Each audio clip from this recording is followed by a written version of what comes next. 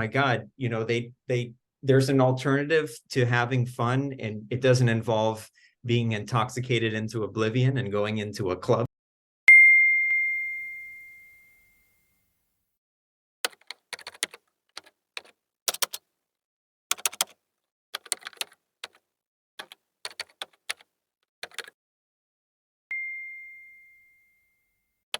Hello, and a very warm welcome to the Journey Journals by Life of Gaia. Today, we're going to be taking a very interesting journey into the world of ceremonial cacao.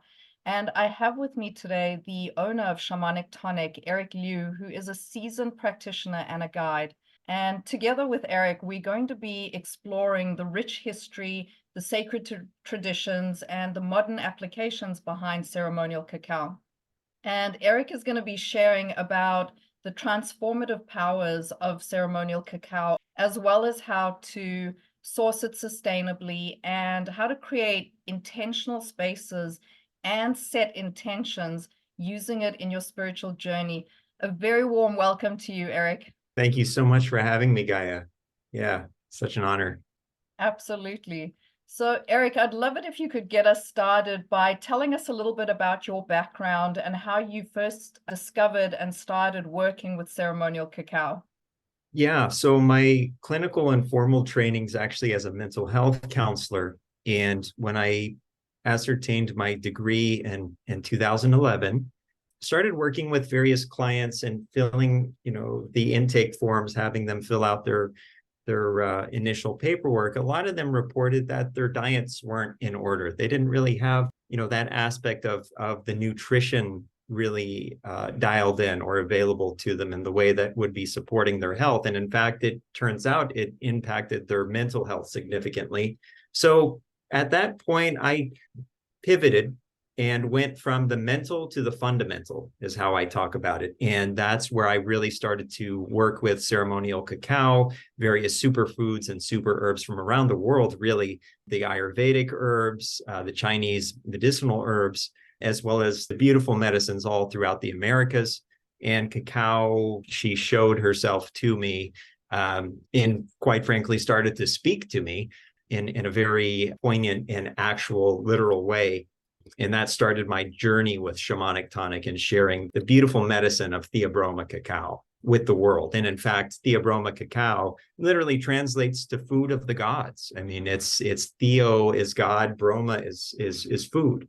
And so it really, before even really knowing some of the history, it really started to make an impact on my life. And I really wanted to share it with the world at that point for healing and well-being. Erik, now most people are familiar with regular cacao, but not everyone is necessarily familiar with ceremonial cacao.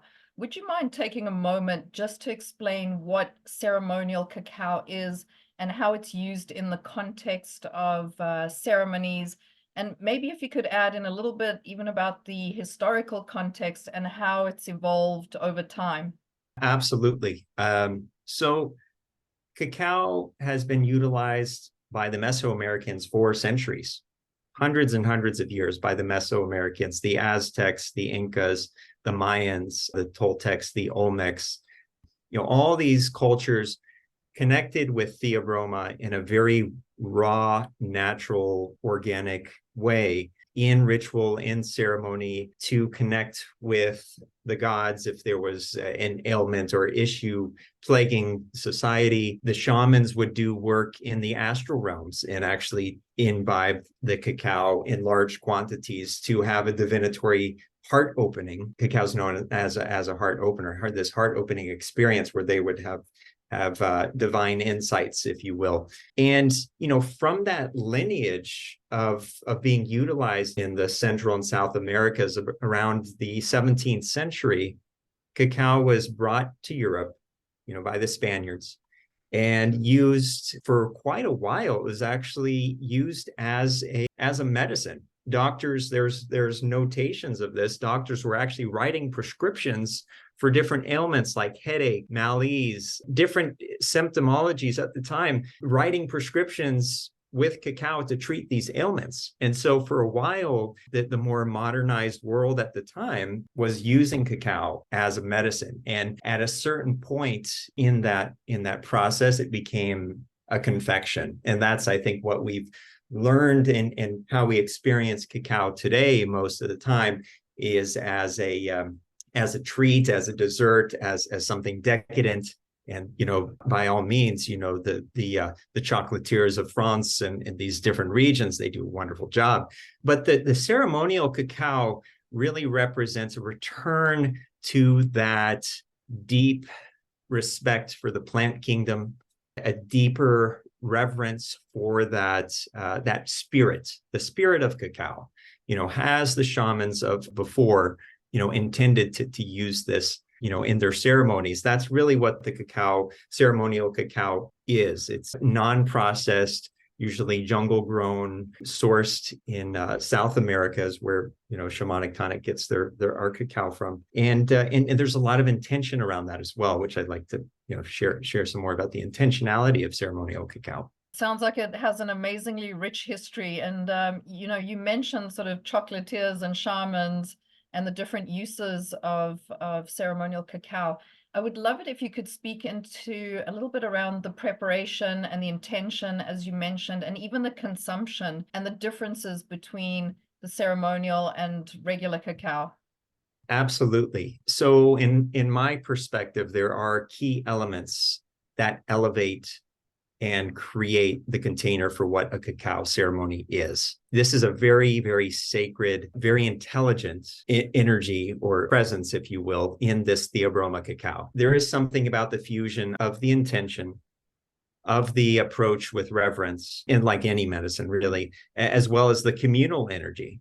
So there's something about that synergy while you're in a ceremony, while you're sipping your cup of cacao and having this deliberate intention setting. I think that really speaks to the transformative experience of this being a sacred elixir. The mindfulness that's brought in when I'm facilitating a cacao ceremony. There's a degree of mindfulness not only around the consumption, but around the collective energy, around the energy spheres of what is above us, what is below us, what is all around us. Can we feel the gratitude of our ancestors that allow us to be present in the ceremony? Can we feel the collective energy of the world and bring them in to that space with love? So it's a little bit of a modern day practicality element of how we can do our own internal healing, how that mirrors and exports itself naturally and organically into the world through the ceremony, as well as honoring some of these ancient elder wisdom traditions with the cacao.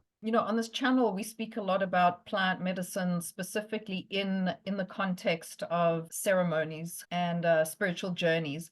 And I wanted to ask you, what led you or what inspired you originally to, number one, select cacao as sort of the plant medicine of your choice, and what inspired you to use it in healing and spiritual ceremonies? My journey with the cacao, I think it is deeply intertwined with a passion for holistic well-being and spiritual exploration, kind of themes of my life, as well as, doing the mental health counseling work. Shamanic Tonic was really founded as a passion project.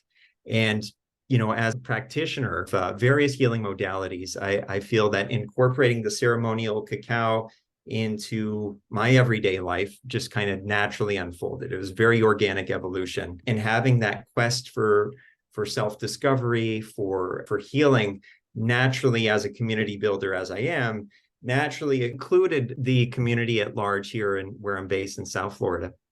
And it's kind of been an unfolding process of discovering new venues, discovering new spaces and places since 2015, doing this work now. It seems to me that at this point, cacao ceremonies are much more prevalent. Since that starting point in 2015, I was one of a handful of people, 2 or 3 that I knew of in South Florida, at least, even though this is a tradition that goes way, way back thousands of years. But it was very organic. It was just something that, when I sit with my cup of cacao, and I'm sitting in the morning and I'm setting my intentions, it's almost like a little voice. It's almost like your conscience, comes in, and it's something that helps to shape my decisions, to shape my life, and has been very transformative. So naturally, I wanted to share that.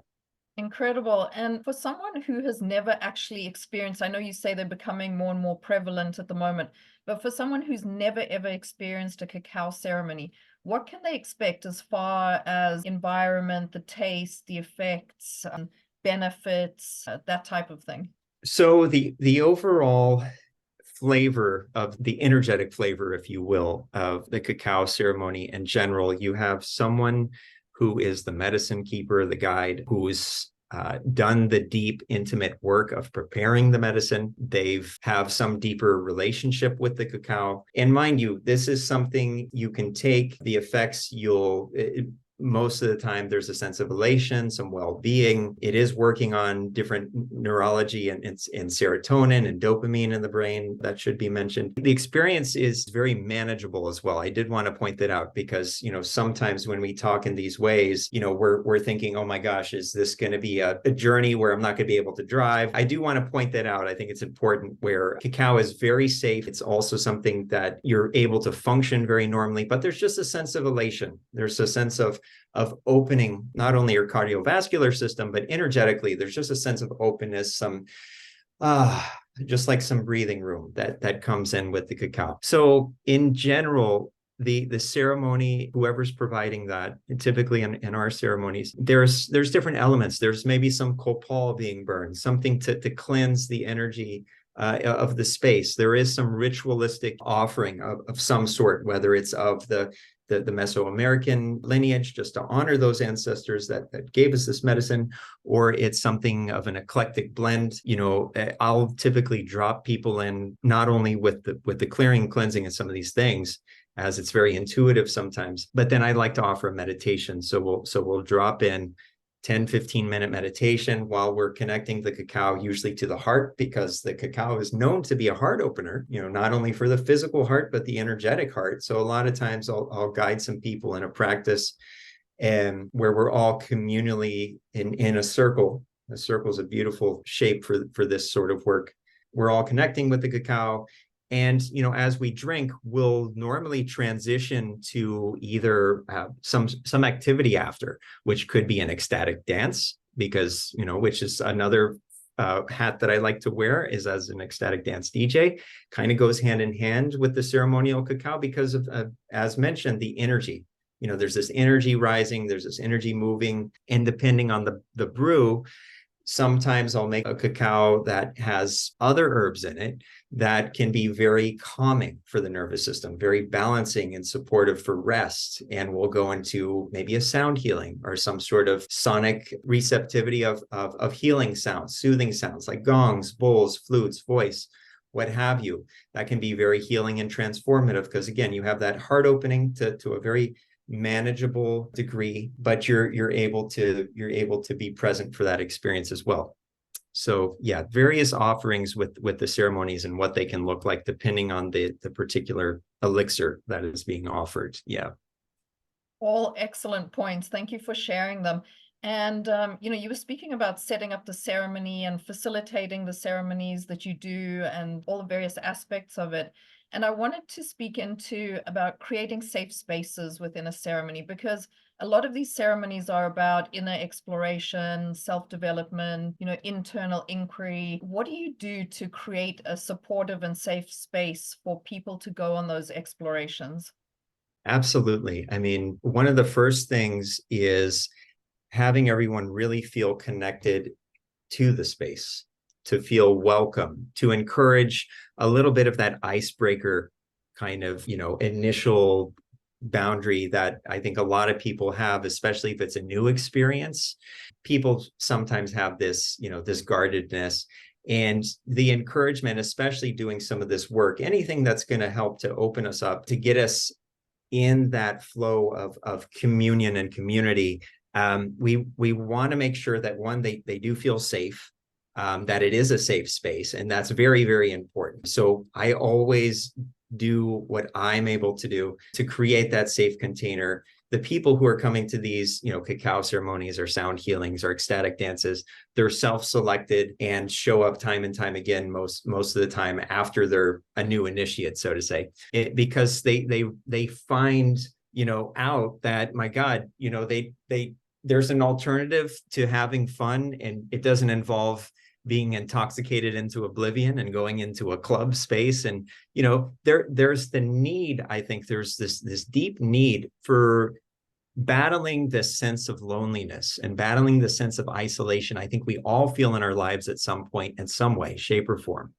And the ceremonies really do allow for that dropping in, letting the guard down, feeling a safe, supportive environment that's actually healthy for us, that we actually feel good the next day, that we're not battling a horrible hangover or something like this. So that's the first thing. I think just energetically, it's a very different space than walking into a dark club where it's just, there's bellowing layers of cigarette smoke and you could smell the alcohol everywhere. Very different. And that in and of itself, just the container, I think provides a sense of safety and support for new initiates. And that in and of itself, as people are opening, sharing a little bit about their intentions, sharing what they're interested and curious about, I think that helps to that inner exploration to be more available to people. Yeah. So the container, the clearing and cleansing, it's very meditative. It steering the ceremony in a very intentional way, honoring the plant medicine. Those are all such great points. And I find, the more and more of these spaces that I go to and attend, I find them to be such great spaces and so conducive for, creating a tribe of sort and for creating profound and deep connections. And as a consequence, creating community, which I think there's a huge lack of in today's world. So it sort of checks all the boxes. Erik, I wanted to speak to you about the role of intention setting, because in a lot of ceremonial practices, the setting of intentions is key to the direction the ceremony or the event is going to take. And I wanted to ask you how intention setting takes place in ceremonial cacao journeys. And if you could speak into that, that would be great. Yeah. So depending on the number of folks, because I've personally done ceremonies, and so as with the support of my team, with 200 people. I've done ceremonies with 5 people. So depending on the participants who are there, I really like to open up and just ask very directly, hi, share your name. What are your intentions? What brings you here? Tell us about yourselves. Again, it's that community connection. Let's at least make this amount of connection here. And then once you get there, maybe you can go a little bit deeper.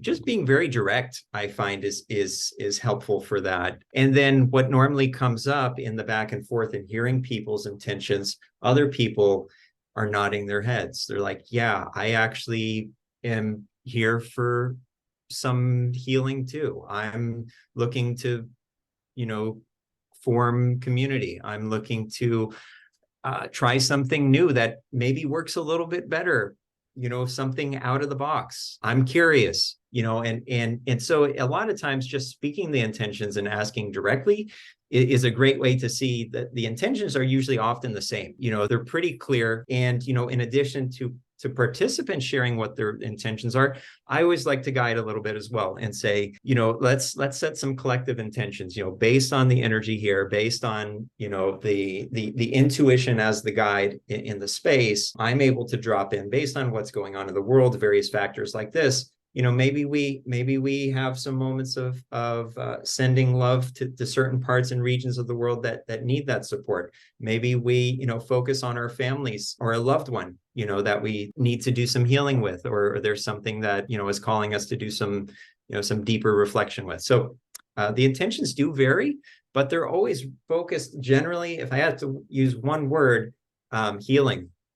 Incredible. In all these ceremonies that you've held now by this point all over the world and all over the United States for sure, small groups, large groups, is there a particular moment of transformation either with individuals or groups within these ceremonies that you could share with us? Yeah, the ceremonies with cacao, the transformative experiences, I think, happen all the time. As I mentioned, one of the ones that comes to mind, actually, there was a big festival, Art With Me. It's a local festival here in Miami, started in Tulum in Mexico, where the ceremonial cacao is quite prevalent, in the Mesoamericas. And there was a group of 200 some people all synced up with this guided meditation, the cacao to all our hearts. The participants all had those Bluetooth headphones on. So, I was speaking into a little handheld mic. Everyone's listening.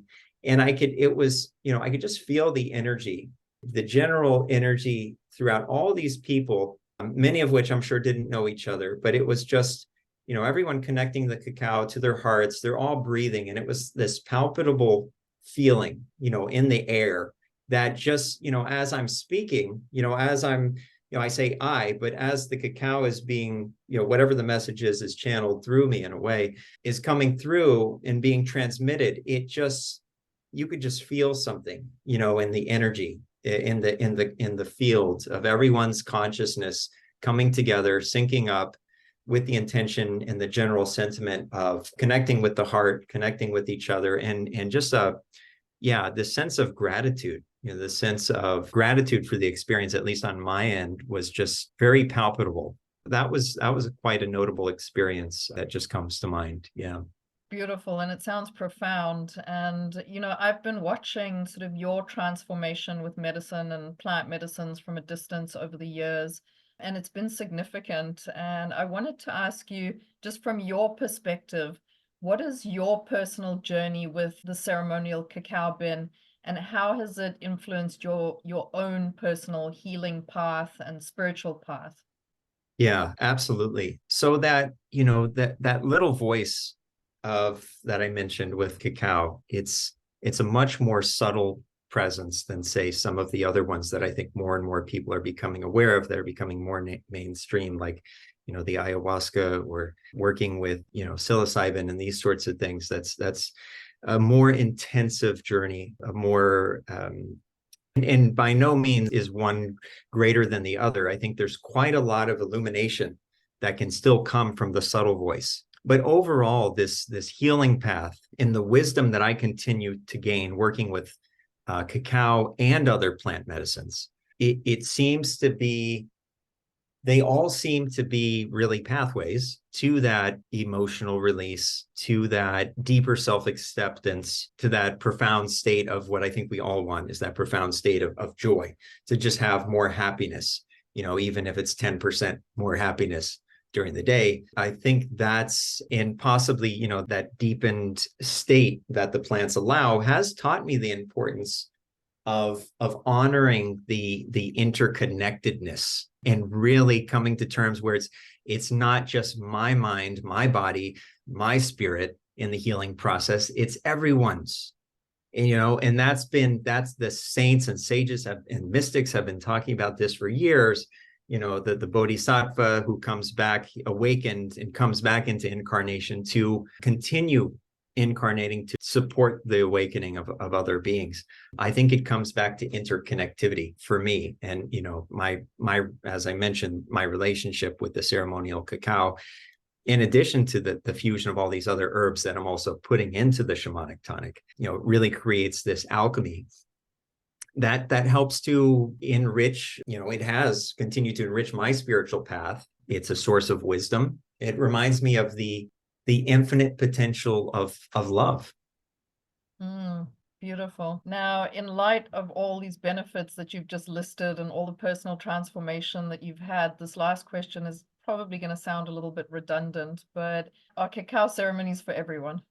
So there are some contraindications when it comes to women who are pregnant or nursing. That's mostly due to the other nutritive and synergistic herbs I was alluding to, using different things like maca, damiana, sustanche in some of the more invigorating cacao that will utilize for an ecstatic dance. Those sorts of herbs, there's definitely a space where if you're drinking more than 3 or 4 ounces, talk to your primary care physician about that before ingesting. It's the same for the relaxing herbs. There's a few other things like ashwagandha and L-theanine and these sorts of things. But again, yeah, it's something that, as far as issues are concerned, just being very sensitive with women pregnant or nursing. Otherwise, it's generally recognized as safe. There isn't too many issues that people are going to have with this at all. Thank you, Erik. And one last item that I didn't want to step over. Could you quickly talk about the sustainability and the sustainable sourcing of the cacao that you use in ceremonies? So, the journey of ceremonial cacao, it does really stem from that deep respect of the plant kingdom. Shamanic Tonic, at least, can speak to our commitment to ethical practices for, regenerative farming, making sure that we're testing the cacao for heavy metals. We're actually sourcing our cacao from 3 different places at the moment: Peru, Ecuador, and Guatemala. So we do have some testing for the Peruvian cacao. The other 2 sources are very, very small collectives and co-ops that are actually sourcing their cacao from some jungle regions there.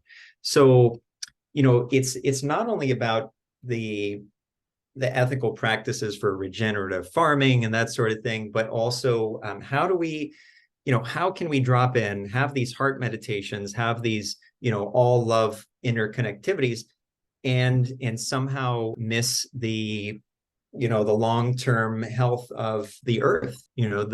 How do we preserve the biodiversity of these different regions where the cacao is cultivated to really ensure the long-term health of the soil and the surrounding ecosystems? And that's where, we're doing our due diligence, working with the suppliers, working with these very small growers who, you can't get some of this cacao through normal channels.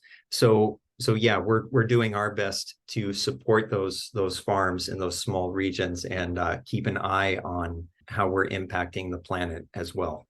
That's an excellent point. Thank you so much for sharing all of that. Erik, for someone who's wanting to learn more about ceremonial cacao, maybe look into the history or where it's grown or some of the ceremonial practices, do you have any books or book recommendations or videos or things that you've come across that might be helpful? Theobroma Cacao by Keith Sawyer. That book provides some historical context and around cacao and delves into the cultural significance. And there are some practical insights and guidance. I think that can be found in another book called The Art of Sacred Cacao, The Art of Sacred Cacao by Nick Meter. It's definitely a great resource and offers kind of a more contemporary perspective on incorporating cacao. And there's so much information out there, but there is on Gaia TV, there's a video called Cacao Food of the Gods, and it's very visually captivating. So I'd recommend, if you want to explore a little bit more of the history, the spiritual significance of cacao on Gaia TV. If you all have a subscription out there, Cacao Food of the Gods, just put that in Gaia, and that's a great resource for you guys. Great recommendations. Thank you so much. Erik, during our interview, you've shared a lot of really, really important messages, just in our conversation. You've spoken into things like the interconnectedness of beings, of, looking after the earth, taking internal journeys. But I wanted to ask, what is your overarching message to the world? Yeah. I would have to say my message to the world is an invitation to embrace the transformative power of intention, the transformative power of love and interconnectivity. In this tapestry of life, we're all so unique. We're all so similar at the same time.